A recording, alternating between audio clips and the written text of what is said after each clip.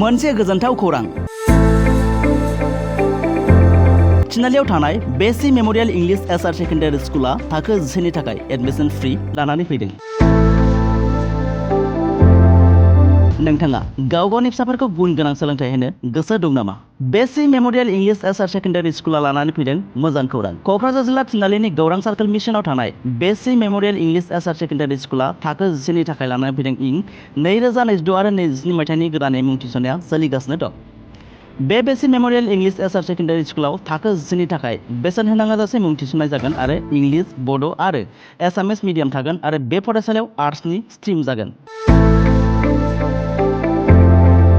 बे फरायसालियाव हौवासा आरो हिनजावसाफोरनि आलादा आलादायै थाग्रा हस्टेलनि खाबुबो दं आरो हस्टेलाव थाग्रा फरायसाफोरनो मोजां जाग्रा मुवाफोर होनाय जागोन। आबुङै मिथिनो थाखाय गाहायाव होनाय जानबुं नम्बर 8638745056 एबा 9957015402 बे जानबुं नम्बराव आबुङै सुलाद लाहरनो हागोन।